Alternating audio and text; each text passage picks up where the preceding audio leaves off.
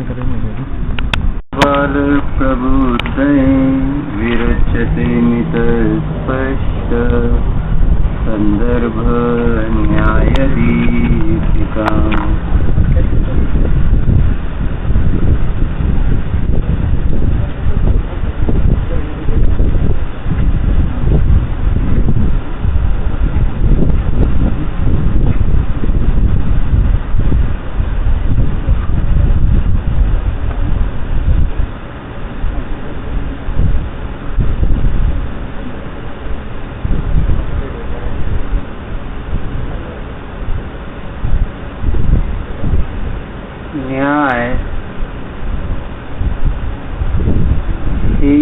धर्माचे अंग आहे.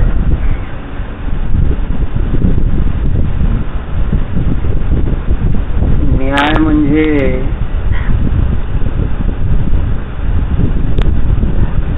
केवळ खंडन मंडन पद्धतीने आहे. न्यायाचा अर्थ होतो बाबासाहेब, न्याय बरोबर केवळ ज्ञान पर्याय. न्याय शब्दाची व्युत्पत्ति जेव्हा केलेली आहे, न्याय शब्द की व्युत्पत्ति की है निपूर्वातीन गतो इति अस्मात् करणे घय प्रत्यय इति न्याय शब्द सिद्धी असं सांगितलेलं आहे. आदेश की मम्मी हा ध्यान करताय सकाळी केले निपूर्वात इनगतो इति अस्मात् करणे घय प्रत्यय सती न्याय शब्द सिद्धी. न्याय शब्दाचा व्युत्पत्ती अर्थ सांगताना सांगितला नि हा काय म्हणायचं नेमिनात नि म्हणजे उपसर्ग नि उपसर्ग पूर्वक इन हा यह गत्यार्थक धातु कहा है. इन धातु गत्यार्थक है. तो जितने भी गतिवाचक धातु है वे सब ज्ञानात्मक है और उसमें करणार्थी, करण माने जो हम संस्कृत में ही जो 7 विभक्तियां है ना, प्रथमा द्वितीया तृतीया, तो तृतीया विभक्ति माने करण विभक्ति. करण विभक्ति के अर्थ में घय प्रत्यय उसमें जब जोड़ा जाता है तो न्याय शब्द बनता है. तो उससे अर्थ क्या सिद्ध हुआ? नि इस शब्द का अर्थ अतिशय होता है. धवला के 3रे भाग में पुष्पमावशी बरोबर आहे ना, धवलाच्या 3ऱ्या भागामध्ये नि उपसर्गाचा अर्थ अतिशय असा केलेला आहे. धवल पुस्तक 3 उसमें नि शब्द का अर्थ अतिशय. अतिशय रूप जो ज्ञान की पर्याय है, ज्ञान की करण साधन रूप पर्याय कि जिसके द्वारा जाना जाता है उसको न्याय कहते हैं. कोल्हापूर कुठे गेले बाग दुसरे तुमचे मित्र कुंभदासा नाही. हा ठीक आहे. तर अशा प्रकारे न्याय शब्दाचा अर्थ करण साधन रूप अतिशयात्मक ज्ञान पर्याय. और कल किसी ने प्रश्न भी यहाँ पूछा था, अरिहंत को युक्ति क्यों कहते हैं? कल दोपहर में बताया गया था युक्त्यानुशासन है, युक्ति का अनुशासन है. और युक्ति माने अरिहंत ऐसा कहा था. तो न्याय इज इक्वल टू युक्ति, युक्ति शास्त्र न्याय ऐसा शब्द आया है. तो युक्ति कहो या न्याय कहो, और न्याय का अर्थ होता है करण साधन रूप अतिशय रूप ज्ञान की पर्याय. इसलिए अरहंत की जो अतिशय रूप अनंत ज्ञान की या सर्वज्ञ रूप पर्याय या केवल ज्ञान रूप पर्याय है, इसलिए अरिहंत को भी युक्ति कहते हैं. अरे मात्र ज्ञान पर्याय या सम्यक ज्ञान पर्याय, ज्ञान पर्याय के अलावा कुछ भी नहीं, ऐसा जो केवल ज्ञान पर्याय का स्वरूप, उसको ही न्याय ऐसा कहा जाता है। तो यह रहे थे कि न्याय भी धर्म है। ऐसा सोचने का कुछ कारण नहीं है कि न्याय यानी क्या है। लौकिक में हम न्याय समझते कि मुझे न्याय मिलना चाहिए, है ना। लौकिक में अन्याय सहन नहीं होता, इसलिए न्यायालय भरे पड़े हुए और कितने सालों से क्या चल रही है, दलीलें क्या बोलते हैं उसको, हाँ क्या चल रही है उसमें, केस पेपर, बहस चल रही है। तो जहाँ अन्याय होता है वहाँ न्याय मंदिर जाया जाता है। तो यहाँ पर भी अनादिकाल से हमने अपने जीव पर अन्याय किया है, ऐसा लगता है क्या? पहली बात। और अगर अन्याय हुआ है तो मंदिर माने नया मंदिर है, कीजिए न्याय हमारो, देवस्तुति में कहते हैं ना, यानी भगवान न्यायाधीश है। तो भगवान के पास दर्शन करने के लिए जाना माने अपने लिए न्याय मांगने जाना। कभी बताया, अभी बताया ना, क्या कल बताया था हेमचंद जी ने, शायद क्या बताया था, ये H2O का उदाहरण दिया था कल प्रवचन में शाम को। कर्म ऑक्सीजन है और आत्मा हाइड्रोजन है। सगळ्यांनी ऐकलंय का मी बघतोय? सगळ्यांनी बरोबर ऐकलंय। कर्म हाइड्रोजन आहे आणि आत्मा ऑक्सीजन आहे, बरोबर है ना। असं त्या ठिकाणी तो उस कर्म का और आत्मा का, और कर्म के निमित्त से इस जीव ने चतुर्गति भ्रमण करते हुए अनंत दुख भोगे है। तो उन कर्मों की तकरार लेकर हमें भगवान के पास जाना है दर्शन करने के लिए, अशी तक्रार घेऊन आपण दर्शनाला जात नाही, म्हणून त्या ठिकाणी आपल्या पर्यायातलं दुःख संपत नाही। भगवान न्याय देणार है ना, ते न्यायाधीश आहेत म्हणून ते न्याय देणार। हे सांगायचं तात्पर्य एवढंच आहे की न्याय हा धर्म आहे। न्याय इज इक्वल टू धर्म, कारण न्याय यह ज्ञान है और ज्ञान धर्म रूप है। और धर्म अप्पा साहेब, धर्म सुख रूप है। हमने आत्मानुशासन की 20 नंबर का श्लोक देखा था, है ना।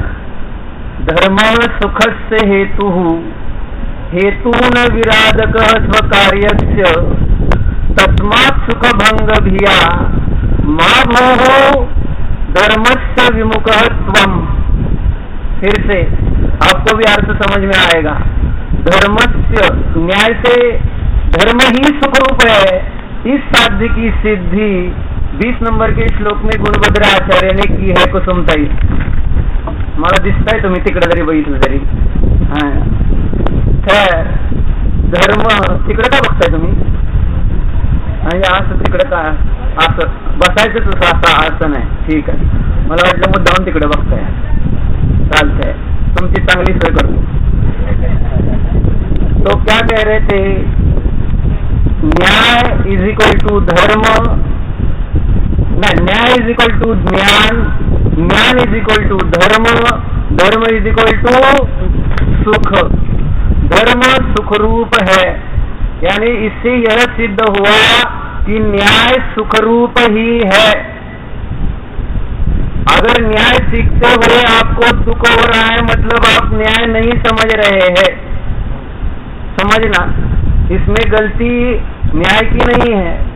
आपका ज्ञान यानी आपका मिथ्या ज्ञान आपको दुख दे रहा है। ये सम्यक ज्ञान कभी दुख दे नहीं सकता, देता नहीं है। न्याय सम्यक ज्ञान है। यह जीव जैसे गर्मी हो रही है तो दुखी होता है, तो वह अन्याय है, माने मिथ्या ज्ञान है, क्योंकि शरीर के साथ एकत्व बुद्धि, इस कारण से मुझे गर्म होता है, ऐसा विकल्प करते हुए मैं दुखी हो रहा हूँ। अगर शरीर से अपना विकल्प हटा तो दुख होने वाला नहीं है, नियम है ना। अरे हमारा उपयोग यहाँ अगर पैसे बांट रहे हो और गरम ऊपर से हो रहा हो तो दुखी होंगे कि सुखी होंगे? हम पैसे दे रहे हैं, समझना।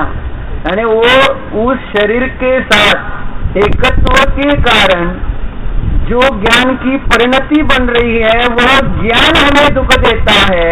इसलिए न्याय के माध्यम से हमें सच्चा ज्ञान कौन सा है और झूठा ज्ञान कौन सा है इसका निर्णय करके झूठे ज्ञान को त्यागना है और सम्यक ज्ञान को ग्रहण करना है। अभी पंडित जी हेमचंद जी यहाँ आए, परीक्षा मुक्त सूत्र लेने वाले, उसमें दूसरा सूत्र आएगा कि ज्ञान क्या है। हित हित प्राप्ति परिहार समर्थम ही प्रमाणम ततो ज्ञानमेव तत्। इस प्रकार से सूत्र आता है।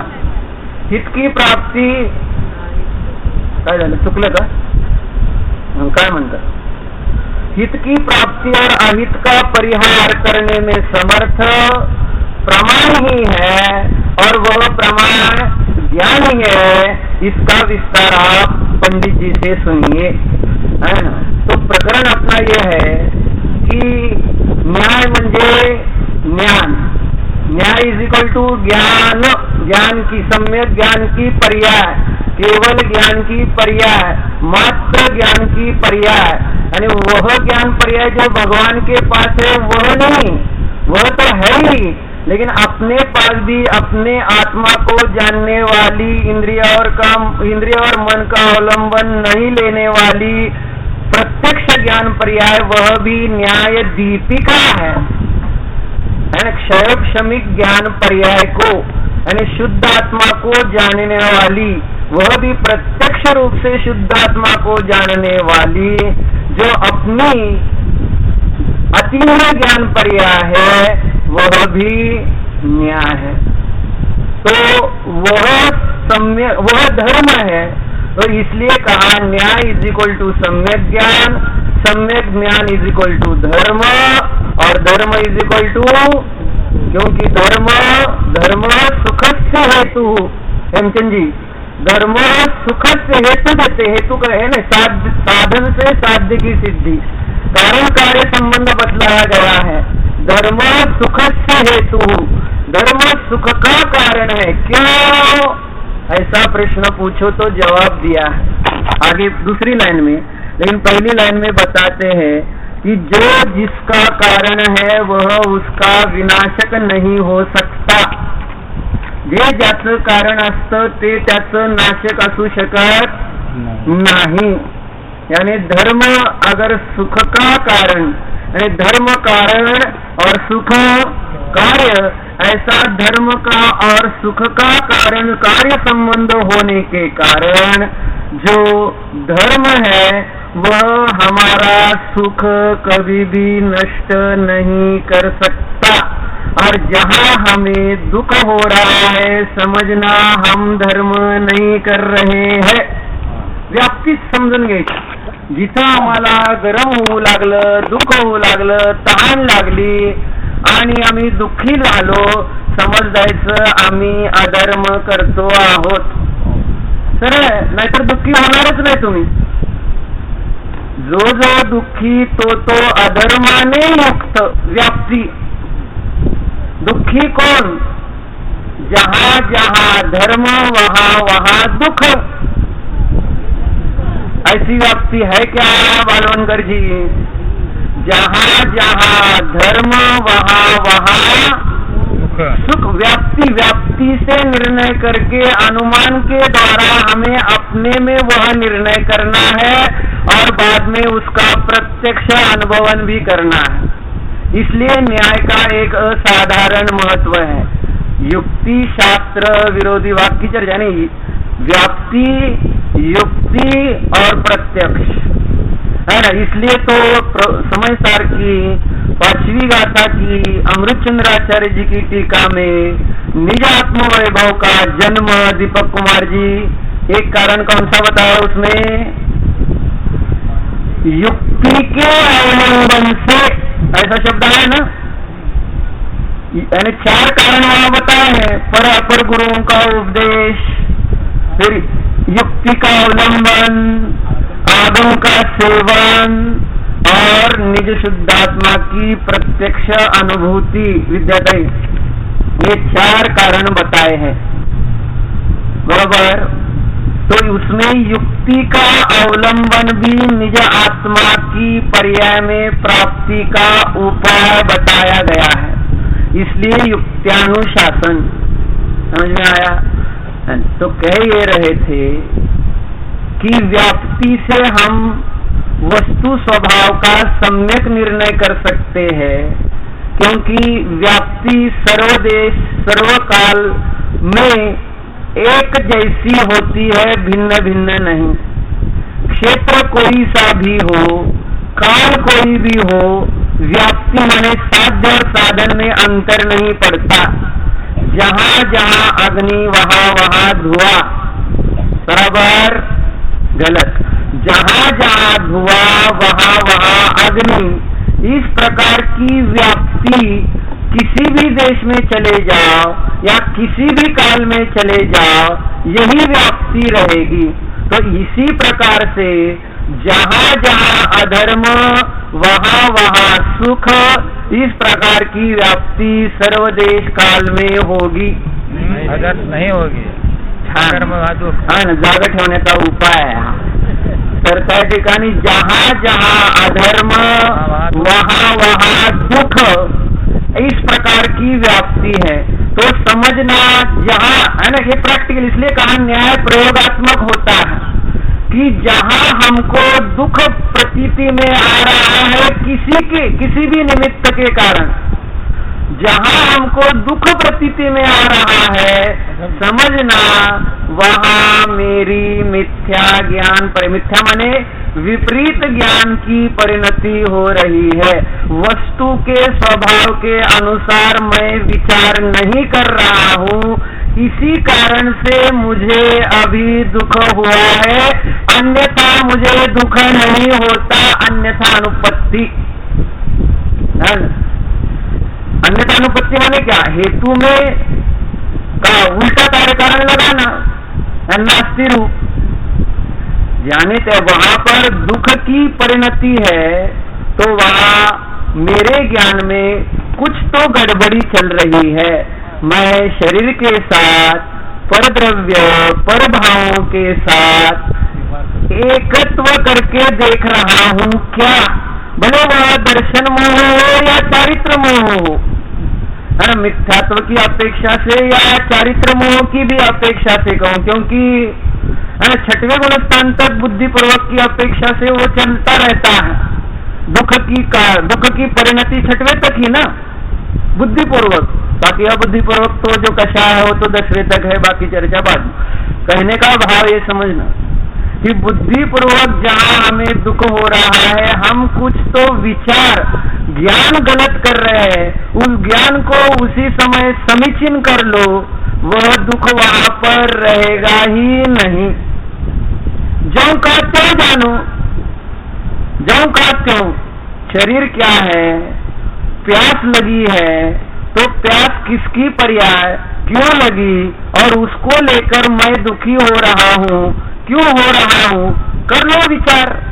अगर सम्यक विचार करते हो तो तुरंत वहां पर प्यास, यानी वहां बाहर पर प्यास ज्यों की त्यों है, लेकिन तब अब दुख नहीं रहेगा, क्योंकि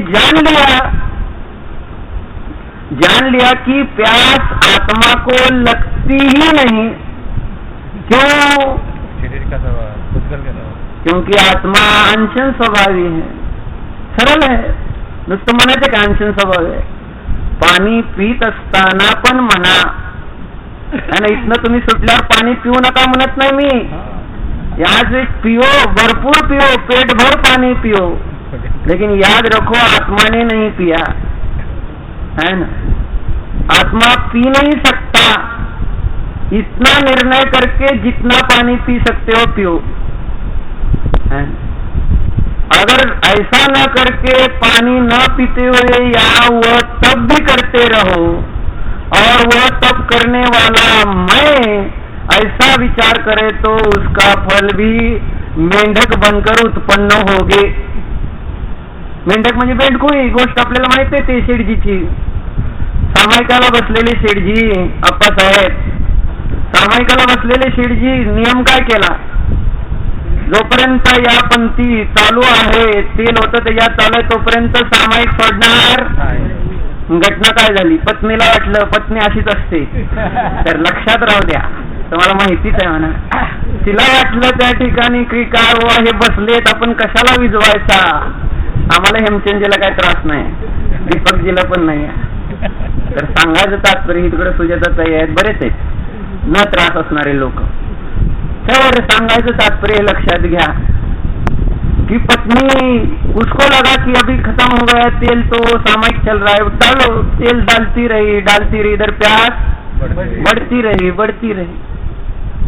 फिर क्या हुआ, मर गए. कहाँ गए, सामायिक में मरे ना, कहीं स्वर्ग मोक्ष में चले गए होंगे, सामायिक करते करते मरे हैं.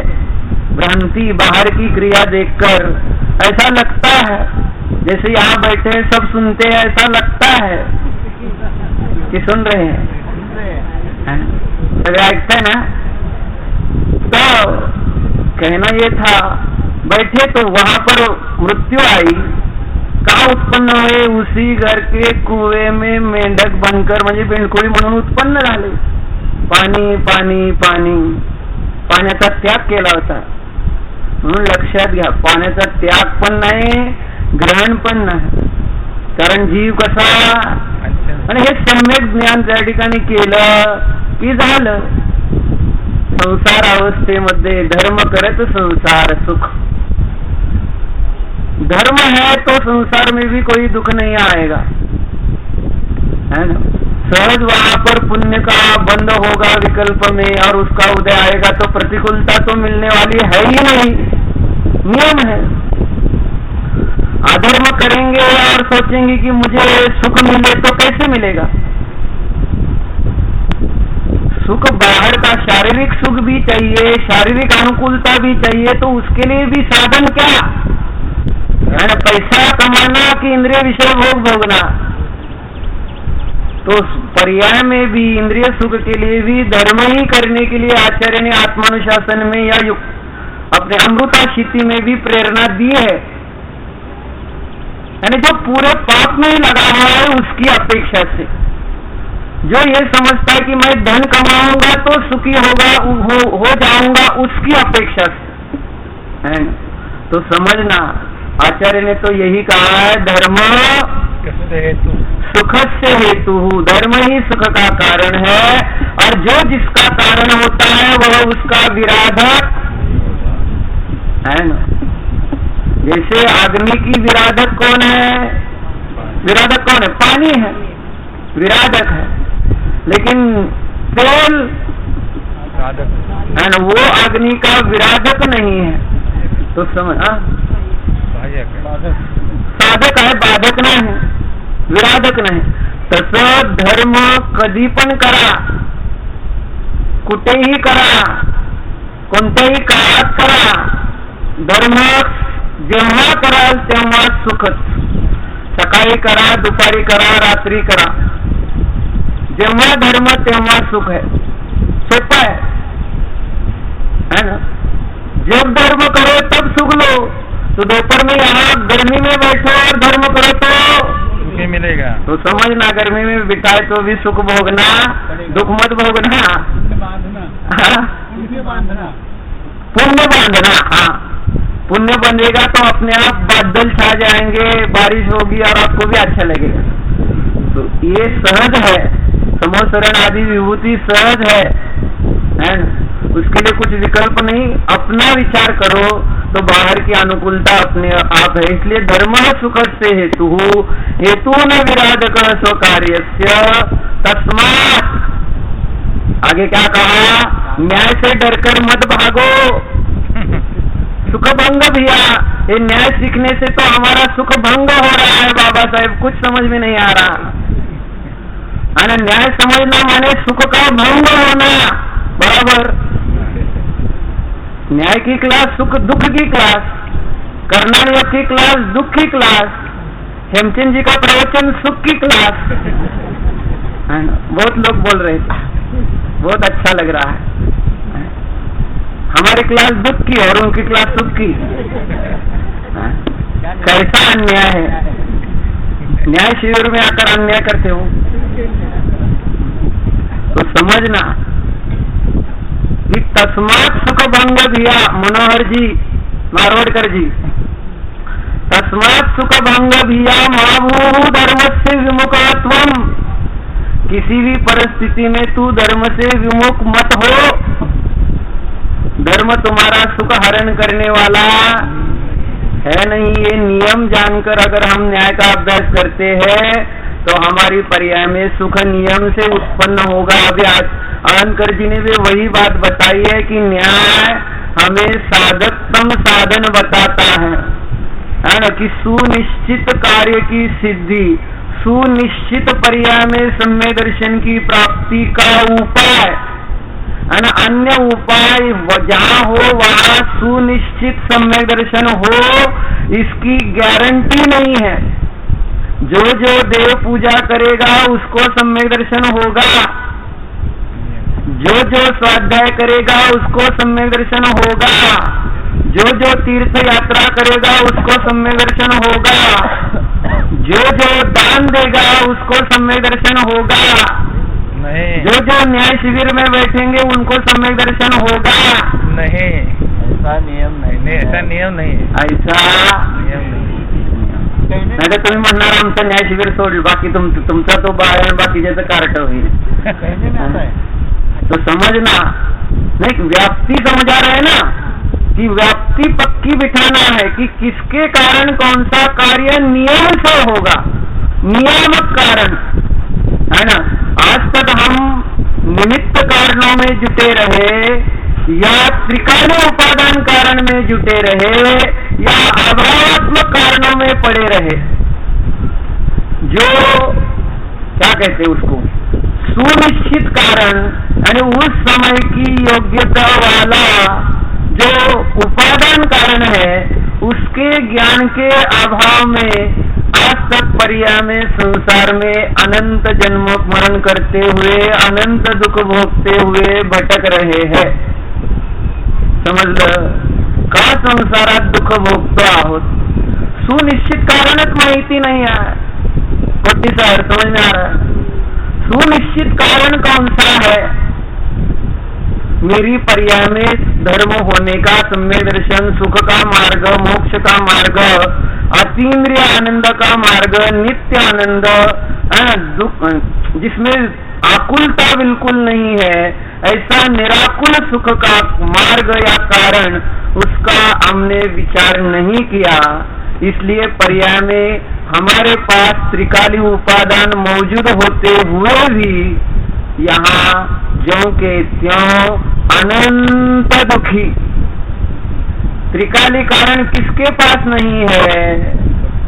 त्रिकाली कारण की तो चर्चा चलती है, समझते हैं, समझाते हैं, लेकिन उस त्रिकाली कारण को इसलिए समय सार में भी आचार्यों को कहना पड़ा कि क्या शंकाकार ने शंका की ना कि आत्मा तो ज्ञान स्वरूप है, फिर उस ज्ञान की उपासना करने के लिए क्यों कहते हो?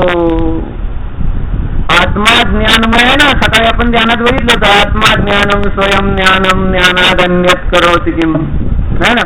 तो आत्मा तो ज्ञान स्वभावी है, लेकिन दूसरा समझा नहीं। आत्मा ज्ञानम स्वयं ज्ञानम दो बार क्यों लिखना पड़ा? दूसरा स्वयं ज्ञानम का अर्थ पंडित जी ने बहुत अच्छा निकाला है, मनोलाल जी सादर, है ना, कि हम तो आत्मा ज्ञानम स्वयं, आत्मा ज्ञान रूप है और वह स्वयं ज्ञान वाला है। दो बार क्यों लिखा है? तो एक तो पहला आत्मा ज्ञान स्वभाव को दिखाता है और स्वयं ज्ञानम वह उसका ज्ञान रूप कार्य बता रहा है। इस प्रकार कारण भी ज्ञान रूप है और कार्य भी ज्ञान रूप है। ये दोनों बातें वहां पर आत्मा ज्ञानम स्वयं ज्ञानम में बताई, इसलिए आगे शब्द लिखा कि ज्ञानादन्यत करोति किम, ज्ञान के अलावा हम कर क्या सकते हैं, है ना। तो कह क्या रहे थे, क्या मैं कह रहा था? हाँ, त्रिकाली उपादान हम सबके पास कब से है? अनादि से। पुष्पा बहन जी, कब से है त्रिकाली उपादान? कब से है आपके पास? अनादिकाल से है ना, खंडवा वाले बहन। हमारे पास त्रिकाली उपादान कब से है? अनादि से है कि समय सार पढ़ने के बाद आया है? तो त्रिकाली उपादान अनादि से है, यानी ज्ञान स्वभावी आत्मा अनादि से है। फिर प्रश्न क्या किया था, ज्ञान की उपासना करने के लिए क्यों कहते हो? उत्तर क्या दिया? बराबर है, आत्मा ज्ञान स्वभावी है, ये सत्य है, लेकिन उसको तुमने एक क्षण भी ज्ञान स्वरूप आज तक नहीं जाना, यानी किसकी चर्चा आई है ना? ये न्याय की चर्चा है, यानी ज्ञान पर्याय के द्वारा तुमने अपने आत्मा को पर्याय में जाना ही नहीं, तो उसका फल अतीन्द्रिय आनंद, अतीन्द्रिय सुख, जैसा भगवान का सुख वैसा सुख मेरी पर्याय में आएगा कहाँ से? जैसे भगवान वैसा मैं, ये तो हो गया, लेकिन जैसे भगवान को सुख नेमिनाथ जी, वैसे मुझे भी उस जाति का सुख, भले पूरा अनंत ना हो, लेकिन उस जाति का सुख पर्याय में प्रकट करने के लिए जो बीच वाला है रह गया, विषय साधन फल में से साधन के ज्ञान के अभाव के कारण हमें विषय और फल का समीचीन ज्ञान होते हुए भी उस फल की प्राप्ति या उस विषय की अनुभूति पर्याय में नहीं हो रही है।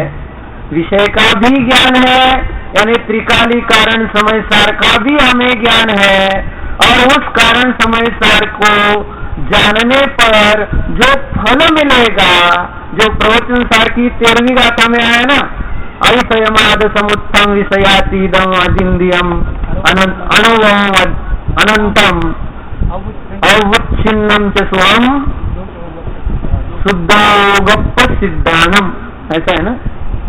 ठीक है, उस सुख को भी जाना। क्या हुआ? मी बघितलंय, तुम्ही बघताय, असं करायचं नाही. एक मेंढी पडली, मांडा पडला तर मी, मला दुःखच आहे, मी तिकडे बघितलं, मला काय सुख नाही आहे. तुम्ही बघितलं तर तुम्हाला पण दुःखच होणार. लक्षात घ्या, असं कुणाचं अनुकरण करायचं नाही, फक्त भगवंतांचं करायचं. तर लक्षात घ्या, क्या बता रहे थे? साधन का प्रयोग नहीं जानते, यानी विषय को जानते हैं, फल को जानते हैं, लेकिन विषय को जानने की विधि नहीं जानते हैं, और उस विधि के ज्ञान के अभाव के कारण अप्पा साहेब हमारी पर्याय सुखी नहीं हो रही है। और वह विधि अन्य कहीं पर भी नहीं बताई गई, एकमात्र न्याय ग्रंथों में ही उस विधि की चर्चा आती है विस्तार से। लेकिन हेमचंद जी हमेशा बताते हैं कि आज तक जितने भी लोगों ने क्या लाइट है ना, लाइट प्रकाश, उस पर जितने भी संशोधन किए हैं, लेकिन अभी तक लाइट जो है वह पूरी संशोधित हुई नहीं है। Light is the most darkest part, ऐसा ही कहते ना, on this earth in physics मध्ये लाईट हा सगळ्यात अंधकारामध्ये असणारी वस्तू आहे आज, लाईट. तसं इथं सुद्धा सगळ्यात अंधकारामध्ये असणारी वस्तू कोणती? ज्ञान पर्याय साधन. जिस ज्ञान पर्याय के द्वारा स्वफल प्रकाशित होता है, लोकालोक प्रकाशित होता है, उस ज्ञान को ही हमने अगर प्रकाशित नहीं किया तो पर्याय में अपना ज्ञान भी कैसे प्रकाशित होगा और संपूर्ण विश्व भी कहाँ पर से प्रकाशित होगा, वस्तु का स्वभाव कैसे जानने में आएगा। इसलिए वस्तु के स्वभाव का सम्यक ज्ञान अगर हमें अपनी पर्याय में करना है तो हमें न्याय को अच्छी तरह से समझने का प्रयास है। जय काका, न्याय को हमें अच्छी तरह से समझने का प्रयास करना चाहिए और अपने लिए मेरे लिए नहीं। बाबासाहेब माझ्यासाठी आलाय का स्वतःसाठी आलाय? तुम्ही सांगणार आहे म्हणून आलो आहे ना। अनेक लोक म्हणत होते कधी सांगणार आहेत, कधी सांगणार आहे। आपण आपल्यासाठी समजून घ्यायचं, जो कोणी सांगतो त्याच्यातून आपल्याला या न्यायाचं ज्ञान करून घेऊन त्याच्या माध्यमातून स्वतःला प्रकाशित करण्याचा पुरुषार्थ करायचा आहे। म्हणजे न्यायाचं प्रयोजन लक्षात घ्या, म्हणजे न्याय त्या ठिकाणी समजून घेण्याची आप्पासाहेब इच्छा होईल। बरोबर, न्याय समझून घेण्याची इच्छा तेव्हा, इसलिए तो प्रवचन सार की 13वीं गाथा में फल बताने का प्रयोजन भी वही है कि शुद्धोपयोग का फल अगर नहीं बताया गया तो उसमें प्रवृत्ति करेगा कौन।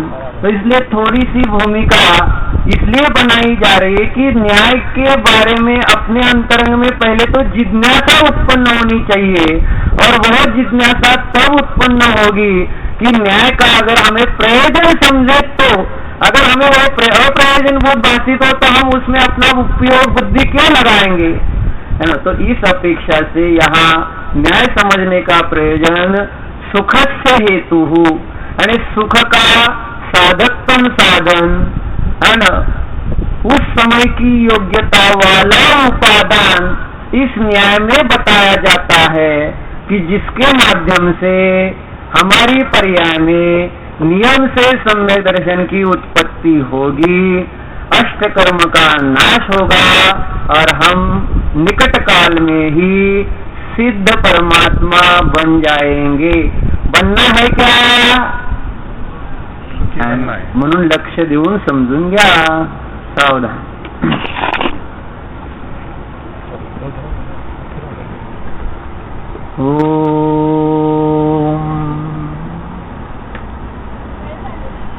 झाली 9:45 अजून 10 मिनिटं आहेत। ह्या घड्याळात 9:45 ठीक है। अभी 5 मिनट ध्यान करते हैं, अच्छा है, ध्यान अच्छा होता है। सुनकर थकते नहीं क्या?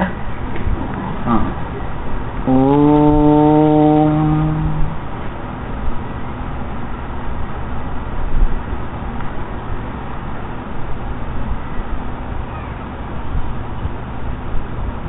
ज्ञान स्वभावी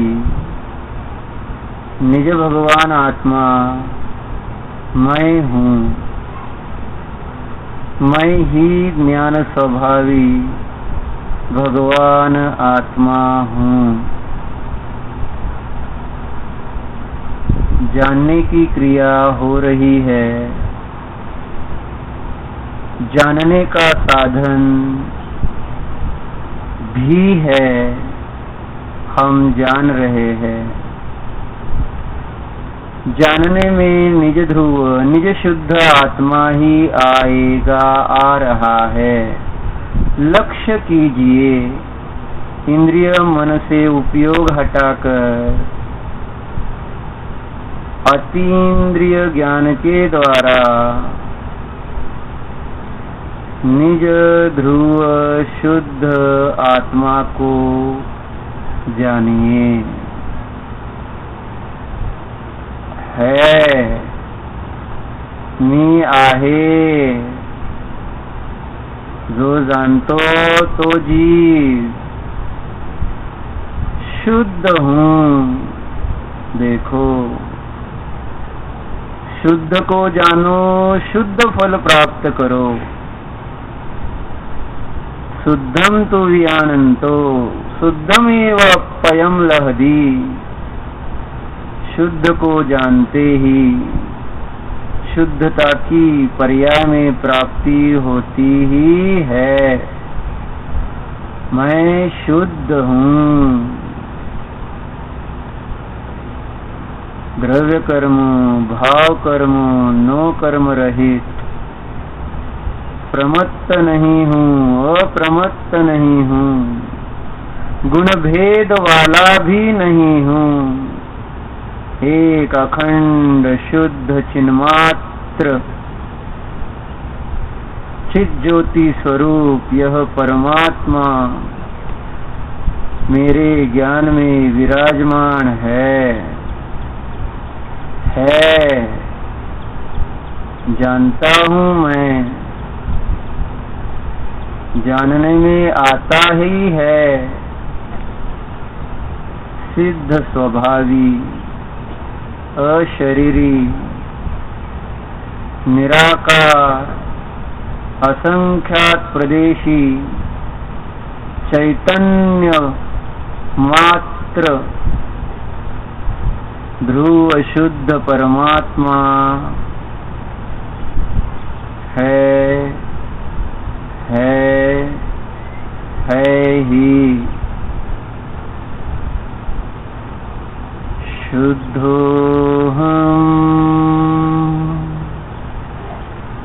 अहम शुद्धः अस्मि। अहम मैं जीव शुद्ध हूँ।